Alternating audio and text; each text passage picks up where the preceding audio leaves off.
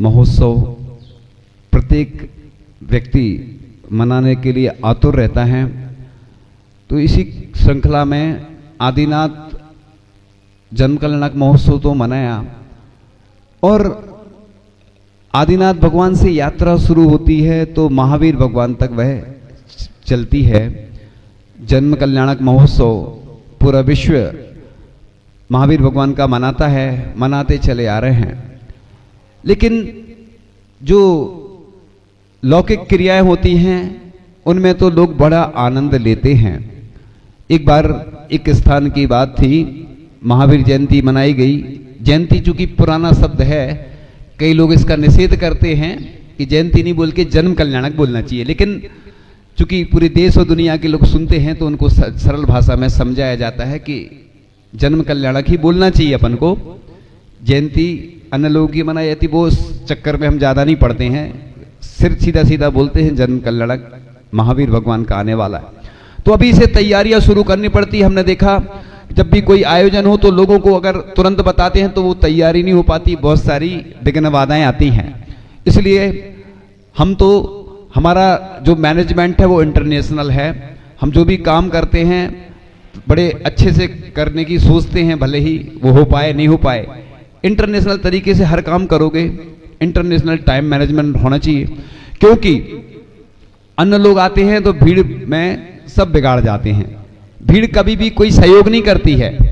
इसलिए पूरे देश के लिए मैं एक ही बात अभी से कहना चाह रहा हूं, अगर अपन को विश्व प्रभु विश्व पूज महावीर भगवान का जन्म कल्याणक महोत्सव अगर मनाना है तो बड़े उत्साह के साथ अपन जहां जहां महावीर भगवान की प्रतिमाएं हैं उनका महामस्तकाभिषेक जैसे जन्म कल्याणक पर देवलोग करते हैं 1008 कलशों से, वैसे ही अपन को भी करना है। 1008 कलश से अगर उतने लोग नहीं हैं तो एक व्यक्ति भी कर सकता है, ऐसा कोई नियम नहीं है। लेकिन अभी से आप लोग ऐसी योजना बनाएं, क्योंकि पहले क्या होता है, चर्चा होती है, समाज में कोई कार्यक्रम होता है ना, फिर पर्चा निकलता है, फिर खर्चा होता है, फिर अर्चा होती है, फिर जब कार्यक्रम अच्छा हो जाता है दुनिया में चर्चा होती है।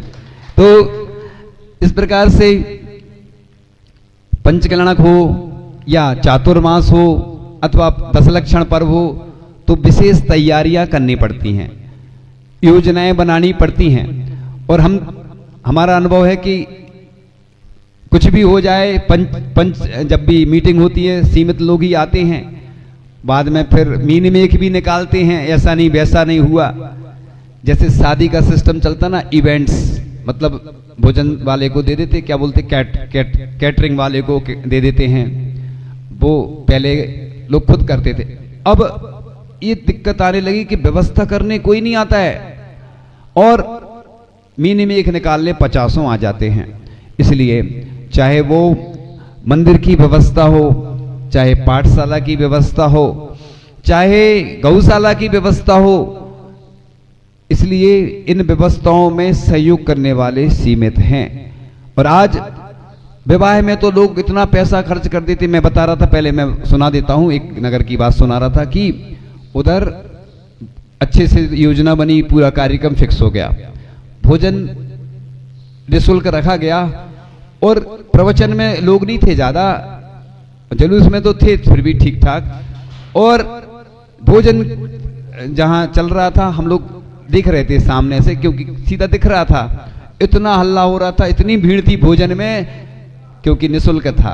इसलिए अपन क्या व्यवस्था करते आजकल पंचकल्याणक में कि भोजन भी फ्री रखो, निःशुल्क रखो, इससे लोग आएंगे तो कम से कम दान भी देंगे। देखो, एक जैन व्यक्ति इतना तो समझता है कि मुझे निर्माल का दोष लगता है, लेकिन कोई आयोजन होता है ना, तो जो हमारी कुछ मुनि राजों ने जो जानकारी दी कि जो पंचकल्याण का विधान होता है, इसमें जो पहले से अपन तय कर लो ना कि ये भोजनशाला निःशुल्क रहेगी, इतनी राशि लगेगी, तो उसमें फिर दोष नहीं लगता निर्माल का। लेकिन मंदिर की राशि का उपयोग अगर गौशाला की अपन कर रहे हैं तो वो निर्माल है।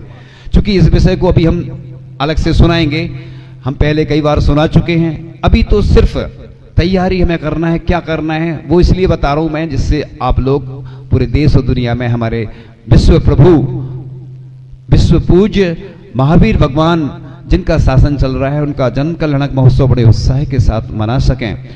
तो इसलिए कहते हैं कि 12.5 करोड़ वाद्य यंत्र होते हैं। आज नगरों में दिव्य घोष जैसे अपन बनाते, कई लोग उनको कुछ बोल देते हैं, उसको दिव्य घोष इसलिए बोलता, चिन्ह घोष भी बोला जाता है। ये बच्चे उत्साहित रहते हैं, छोटे छोटे बच्चे। आज कई नगरों में दिव्य घोष रखे हैं और आपस में वो तालमेल नहीं बनता है, तो बस सब कुछ गड़बड़ हो जाता है। इसलिए ये बच्चों को जोड़ने का बहुत अच्छा तरीका है, क्योंकि जब भी कोई मुनिराज आते हैं, अगवानी होती है, लेकिन उनको स्पष्ट निर्देश रहता है कि किसी के व्यक्तिगत कार्यक्रम में नहीं जाना, सिर्फ देव सास गुरु और पंच परमेष्ठी के आगे ही अपनी दिव्य ध्वनि प्रस्तुत करना। ये वो प्रोफेशनल व्यक्ति नहीं है, वो हम ज्यादा उसके बारे में टीका टिप्पणी नहीं करते, क्योंकि आजकल बहुत हम शब्द है ना चुन चुन के लाते हैं और बोलते हैं, कुछ भी बोलते हैं ना तो बहुत सोच समझ के, क्योंकि आपको सब मालूम है। इसलिए बस वो दिव्य घोष तो हर नगर में होना चाहिए और समाज की ओर से होना चाहिए, और बच्चों को प्रोत्साहन भी देना चाहिए। ये अपनी समाज की कमी है, जो मैं कई बार बोलता हूं, चाहे कोई गौशाला के लिए कोई काम करता है तो अपनी टांग खींचने में तो सब आगे रहेंगे, लेकिन कोई प्रोत्साहन नहीं देता। उनको पुरस्कृत करना चाहिए, उनको बुलाना चाहिए। चाहे वो पाठशाला की बात हो, शिक्षिकाएं मेहनत करती हैं, उनको कोई पूछते ही नहीं है, तो कौन करेगा काम, है ना। तो आज समस्या ये देश की पूरी है। मैं जहां जाता हूं तो बोलता हूं, प्रेरणा देता हूं, करता हूं काम, लेकिन कोई सुनता नहीं है। तो मैं इसलिए दुनिया को इसलिए सुनाता हूं कि मेरी बात कोई माने या ना माने, मैं तो बस अपना मैंने सोच लिया है, लक्ष्य बना लिया कि बस देव सास गुरु, बस 3 के लिए अपन को जो भी करना है अच्छा करना है, और आचार्य भगवान तो हमारी मदद करेंगे, हमें विश्वास है, क्योंकि वो जहां हैं, वो जहां होंगे वहां से भी वो मदद करेंगे। और नहीं तो आस्था बहुत मजबूत रखना।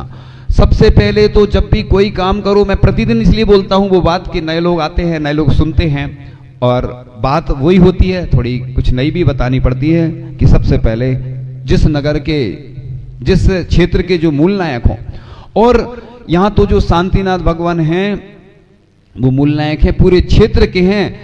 आचार्य जी बोलते थे 65 गांव के हैं, मैंने और बढ़ा दिए, 72 गांव कर दिए, क्योंकि 65 गांव का वो थोड़ा ठीक नहीं लगता हमें, तो हमने सोचा 72 गांव को जोड़ना है। तो जो लोग नहीं जुड़े हैं वो इस क्षेत्र से जुड़े, अभिषेक करने आए, और इन प्रतिमाओं के जो प्राचीन प्रतिमाएं हैं चतुर्थकालीन के दर्शन करके अपना सौभाग्य जगाएं। मैं भी जब कल चरण स्पर्श कर रहा था तो ऐसा लग रहा था, बहुत एनर्जी आ रही थी। जब भी अपन भगवान की प्रतिमा को स्पर्श करें, अंदर श्वास भरते हुए, और दोनों चरण ऐसे करें अपन स्पर्श, अंदर श्वास भरते हुए, हे भगवान आपकी ऊर्जा मेरे अंदर आए, और भगवान मैं बस अपने कर्मों का क्षय कर सकूं। भगवान ऐसी भावना भाव कि बस भगवान आपकी ही भक्ति करता रहूं मैं, मुझे और किसी वस्तु की, व्यक्ति की, कोई परिग्रह की आवश्यकता नहीं है। भगवान बस मैं गरीब भी बना रहूं, आपकी भक्ति करता रहूं, बस आपके करीब बना रहूं, भले ही गरीब रहूं। हे भगवान बस पंच परमेष्ठी ही मेरे हैं। कुंडलपुर की बात थी, मुझे संस्मरण आ गया, तभी पार्ट बाई पार्ट चल रहा ना विषय, तो इस प्रकार से पहले बात कर लेते हैं, फिर ये वाला संस्मरण भी सुनाएंगे कुंडलपुर का, वो याद आ गया मुझे। तो महावीर भगवान का जन्म कल्याणक महोत्सव, उस दिन गरीबों को भी अपन औषधि वस्त्र अर्पण करें। जब भी अपने आचार्य भगवान का दीक्षा दिवस आता है, आचार्य पदारोहण दिवस आता है, कोई भगवान का जन्म कल्याणक आता है, तो अपन गरीबों को जरूर ऐसा कुछ वितरण करें जिससे कि अच्छा लगता है। गौशाला में जाके गौग्रास का दान करें। लोग कहते हैं कितना दान करें, अरे आपके पास परिग्रह कितना है? अभी किसी ने सुनाया इतने लाख खर्च की, किसी की व्यक्तिगत बात है, मैं इसलिए नहीं बोल रहा हूं कि वो लागू हो जाती किसी पे। लाखों रुपए विवाह में मिटाते हैं लोग, अपने जन्मदिन पे, बर्थडे। भगवान का जब कोई कार्यक्रम आता है तो कंजूसी करते हैं लोग, पैसा जैसे उनके पिताजी का लग रहा हो। मैं पूरे देश के लिए बोल रहा हूँ, किसी व्यक्तिगत को नहीं बोल रहा हूँ, क्योंकि आजकल कोई जो भी सुन रहे हैं पूरे देश में, दुनिया में, विदेश में भी सुनते हैं लोग, सबके लिए। तो लोगों का जैसे इसलिए बोला जाता कि कंजूसों को कभी नहीं रखना, लेकिन ऐसे लोगों को भी नहीं रखना कि वो खूब खर्च कर दें, मिटा दें पैसा। हम देखते हैं कई बार कोई बात आती है तो पहले तो कंजूसी दिखाएंगे और चीजों में बर्बाद कर देते। तो ये मंदिर का पैसा है, 1 रुपया भी बहुत कीमती है। लोग कैसे मुश्किल से कमाते हैं, पाप कर्म करते हैं, फिर देते हैं दान। और लोग इतनी सारी बड़ी बड़ी बोलियां ले लेते हो तो देते नहीं है, वो दान नहीं देते हैं। कई बार मुश्किल में तो लोग देते हैं। कई लोग बोलते हैं महावीर जयंती पे जाते हैं चंदा लेने, एक नगर की बात है, सामने देखा इतने नहीं इतने देंगे ऐसे करके मोल भाव होता है उसमें। अब तो सिस्टम खत्म हो गया, अब तो तुम बंद करो ये चंदा लेना, अब तो बस सबके नाम लिखा दो शांति धारा में, अभिषेक में। कितने मान लो कहीं 5000 घर हैं, अब इतनी जगह समय लगाते हो लेने और लोग बेइज्जती और करते।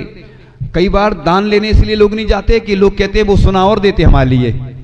तो आजकल दान अपमान का कारण बन गया, इसलिए ऐसा दान नहीं, अच्छे उत्साह के साथ ऐसी योजनाएं रखो कि जिससे कि लोग अच्छे उत्साह के साथ दान दें, है ना। नृत्य करना चाहिए दान देने के बाद, यानी कि हमें हमारा देखो परिग्रह कम हो गए, जैसे महाराज बन गए हम, आज के महाराज बन गए। जैसे लिखा ना उसमें रत्नगंज साहब का चार में कि मुनिबत लिखा है, जैसे मुनि राज के ऊपर कोई उपसर कर दे, वस्त्र डाल दे, ऐसी श्रावक भी सामयिक के समय मुनि बन जाता है, ऐसा उपमा दी है, मुनि नहीं बन जाता, उपमा। ऐसे ही अपन ये सोचो आज तो हम महाराज बन गए, है ना। बोले मूड़ मुड़ाए 3 गुण, सिर की मिट गई खाज, खाने को लड्डू मिले लोग कहे महाराज, है नहीं। मूड मुड़ा लेते तो लोग कहते महाराज आ गए महाराज आ गए, ऐसे बोलते बुंदेलखंडी में। तो बस मूड मुड़ाए 3 गुण, सिर की मिट गई खाज, खाने को लड्डू मिले लोग कहे महाराज। तो ऐसे ही कई बार हो जाता है। छोटे थे तो निमंत्रण होता था ना तो हम भी चले जाते थे, अब वो हम डिटेल नहीं बता पा रहे हैं कुछ कारण से, छोटे थे कहीं निमंत्रण होता था ना छोटे छोटे बच्चों का, अब वो डिटेल बताने में थोड़ा, तो हम भी चले जाते थे, जब नहीं जानते थे ये सब क्या कहलाता है सब। तो अब अपन समझदार हो गए हैं, इसलिए मैं तो ये कह रहा हूं कि आप लोग जन्म कल्याणक महोत्सव अच्छे से मनाएं, अभिषेक भी करें, गरीबों को भी दान दें, और रथ यात्रा का भी जरूर ध्यान रखें। चाहे पालकी निकले लोग वो वस्त्र डालते ना, उसका कोई औचित्य नहीं, अच्छी चौकी रखो। आपको भगवान की आरती करना है तो अपने दरवाजे से करो। देखो टाइम मैनेजमेंट का अगर आप उल्लंघन करेंगे, आप जैसे बोलियां लगती हैं, लोग क्या करते हैं ना कि बोली में क्या करते थोड़ी थोड़ी बढ़ाते हैं, तो अब उसमें समय इतना खर्च चला जाता। तो भैया एक व्यक्ति के कारण से इतने लोगों का टाइम, ऐसे ही रथ जो निकल रहा है, पालकी निकल रही, लोग रुकते हैं, बिल्कुल नहीं रुकना, क्योंकि भगवान किसी के लिए रुकते नहीं है। धीरे धीरे चलते रहे, लोग अपने घर से आरती करो, ऐसा कोई नियम नहीं, सामने से करो, रुकना नहीं। और पालकी में वस्त्र शुद्धि के होना चाहिए, जब वेदी में नहीं जाते हैं। जितनी शुद्धि बनाओगे उतनी विशुद्धि बढ़ेगी, उतने अतिशय और चमत्कार होते हैं। इसलिए रथ यात्रा, मैं तो ये कहता हूं चाहे छोटा रथ हो, हर नगर में रथ होना चाहिए, क्योंकि आगे चल के लोगों के कंधे इतने मजबूत नहीं है। आज हम बिहार में देखते लोग थक जाते, हम लोग कहीं ऊपर बैठते हैं ना तो आते महाराज जी बहुत थक गए, आप कितनी ऊपर बैठे हो। तो हमें तो ऊपर बैठना ही है और ऊपर जाना है धीरे धीरे।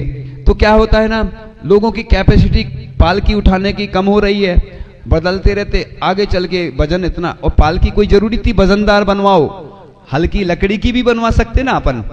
आजकल हल्की लकड़ी आती ना, पालकी वजनदार कोई जरूरी नहीं है, नियम नहीं है। भगवान तो 9 इंच की रहती है प्रतिमा, उनका कितना वजन रहता है। तो अपन तो छोटा सा रथ बनवाओ तो अच्छे से चलेगा और 3 लोक में प्रभावना होती है। तो इस प्रकार से और भी जो आयोजन होते हैं ना, वो आप जैसा भी जो चलते अलग अलग जगह की परंपराएं हैं, वर्षों से चली आ रही हैं, लेकिन काम ऐसे करें कि जिससे प्रभावना हो और अच्छे कार्य, जिससे संदेश भी अच्छा जाए। कि गौशाला के लिए भी हमने महावीर भगवान की जो जन्म कल्याणक महोत्सव मनाया, तो गौशाला के लिए भी ऐसी कुछ व्यवस्था करें। और विवाह आदि में भी पूरे देश के लोगों को मैं कई बार बोल चुका हूं, लेकिन ऐसी व्यवस्था रखो पाठशाला का के लिए, गौशाला के लिए। उसमें से शादी में तो 60-60 लाख खर्च कर देते लोग, और ज्यादा करते, मतलब एक, हाँ तो शादी में तो देते हैं, गौशाला के नाम पे देते नहीं हैं। मैं तो ये कहता हूं जो गौशाला चलाता है, कहते हैं वो अकाल मृत्यु से बच जाता है। अकाल मृत्यु से कब बचता, क्योंकि वो पुण्य उसका काम में आ जाता है, आपने इतने पशुओं को बचाया। आचार्य जी कहते हैं कि चाहे एक सिद्ध चक्र करवा लो, कहते थे, मतलब चाहे एक पशु की रक्षा कर लो, यानी इतना पुण्य है। लोगों की एक आदत है, चौराहे पे खड़े हो जाते हैं, एक दूसरे की टांग खींचेंगे, बुराई करेंगे। इसमें तुम्हें तीव्र कर्म का बंध होगा, तुम्हें बीमारियां आएंगी, परेशानी आएंगी। लेकिन अगर भगवान की भक्ति करोगे, स्तोत्र पाठ करोगे, जाप करोगे, मैं गारंटी ले रहा हूं तुम्हारी सब बीमारियां चली जाएंगी। मैंने खुद देखा है अपने जीवन में, चमत्कार अतिशय, भगवान अतिशयकारी हैं, चमत्कारी हैं, रोगहारी हैं, मनोहारी हैं। बस यही करो। अगर तुम्हें सब चीजों से बचना है, स्वस्थ रहना है, स्वस्थ रहो, व्यस्त रहो, मस्त रहो, मतलब अच्छे से आपका जीवन बने, आप प्रसन्न रहें, नेगेटिव एनर्जी आपकी दूर हो जाएगी। भगवान तो पॉजिटिव एनर्जी देने वाले हैं। इसलिए आप लोग जन कल्याण की बात कर रहे थे, तो इससे गरीबों को अपन वस्त्र दें, वृक्षारोपण करें, कुछ रचनात्मक कार्य करें, जिससे कि महावीर भगवान का जन्म महोत्सव बड़े उत्साह के साथ पूरा विश्व मना सके। और जो करते आ रहे हैं उसमें कुछ परिवर्तन लाएं, क्योंकि वर्षों से चली आ रही परंपरा वो तो हम करते आ रहे हैं, सो करना है ऐसा नहीं, कुछ परिवर्तन भी लाना चाहिए अपन को। ये प्रभावना कहलाती है बाहर दिखाने में। जैसे अपन भोजन करते 56 तरह के व्यंजन रखते, तो अपने लिए थोड़ी रखते, लोग वाह वाह करते ना। तो इस प्रकार से 1008 शुभ लक्षण होते हैं। शाकाहार आदि का भी प्रचार करना चाहिए। उस दिन अपन को कुछ ऐसी चीजें वितरण करना चाहिए जिससे लोगों को शाकाहार की प्रेरणा मिले। हम देखते हैं लोगों को बस अपने वंश की चिंता है कि बस हमारा वंश सुरक्षित रहे। किसी को नहीं मालूम कि हमारा ये भगवान का जो काल है, पंचम काल है, 18,500 वर्ष बचे हैं। उस काल के अंत में तिल्लोपनिषद ग्रंथ में लिखा है कि मुनि आरिका श्रावक श्राविका रहेंगे, और अंत मुनि आरिका श्रावक श्राविका रहेंगे, वो चलता रहेगा पंचम काल के अंत तक जैन धर्म। इसलिए जैन धर्म बहुत महान है, कठिन जरूर है लेकिन बहुत सत्य है। इसलिए बोलते सत्यमेव जयते। आपको विश्वास नहीं है, मैं भी आप जैसा ही था, कुछ नहीं जानता था, अभी भी मैं कुछ नहीं जानता हूं, लेकिन मेरे ऊपर गुरु की कृपा बहुत है। मैं इसलिए प्रभु के गुणगान करता हूं, गुरु के गुणगान करता हूं। मेरे अंदर सब आता चला जाता है। जो भी मैं बोलता हूं ना, वो सब गुरुदेव के शब्द हैं। अभी गुरुदेव के बारे में ज्यादा नहीं बोल रहा हूं, अगले एपिसोड में मैं बताऊंगा, क्योंकि अभी मालूम है आप लोगों को किस चीज का समय है। तो आत्मा से परमात्मा बनते हैं पंचकल्याणक के माध्यम से। तो ऐसा जन कल्याणक महोत्सव पूरी दुनिया अच्छे से मनाएगी, और इस प्रकार से युवा पीढ़ी को आगे करना है। अपन को युवाओं को सक्रिय रहना है, और भगवान से जुड़ोगे तो आपका फायदा होगा। आज तक हमने तो नहीं सुना कि कोई का नुकसान हुआ हो। मैंने खुद महसूस किया कि जब भी मेरे द्वारा कोई अगर इन क्रियाओं में गलती हुई तो मुझे उसका कुफल मिला। मैंने खुद महसूस किया। मैं बताता इसलिए नहीं हूं, महिमा बताता हूं बस भगवान की। मेरी गलती हुई तो मुझे उसका मतलब मिला, कुछ ना कुछ दंड मिला। इसलिए भगवान के काम में ईमानदारी से काम करो। देवशास्त्र गुरु के कार्य में, गौशाला के काम में, पाठशाला के काम में, पंच परमिष्टि के कार्यों में मंदिर की एनर्जी बहुत है। और जब सूर्य मंत्र देते हैं आचार्य परमिष्टि, तो और ऊर्जा बढ़ जाती है अगर उनकी विशुद्धि होती है। मैं इस बारे में पहले बता चुका हूं, आगे फिर बताऊंगा। इन्हीं भावनाओं के साथ अच्छे से इन क्रियाओं से जुड़ो, है ना। मुझे सही में मेरे पास तो ग्रंथों का भंडार है। मैं जहां भी मंदिर में जाता हूं, जिस ग्रंथालय में जाता हूं, तो मुझे बस इतना अच्छा लगता है पुस्तकें पढ़ के। और पहले भी आचार्य भगवान को यहीं पे बीना बारे में मैं सुनाता था, अच्छी चीजें। अभी इस बारे में मैं ज्यादा चर्चा नहीं करते हुए आगे फिर अगले पार्ट में चर्चा करूंगा। इन्हीं भावनाओं के साथ परम पूज्य आचार्य भगवान गुरुदेव शिक्षण विद्यासागर जी महामुनि राज की, परम पूज्य आचार्य श्री समय सागर जी महामुनि राज की।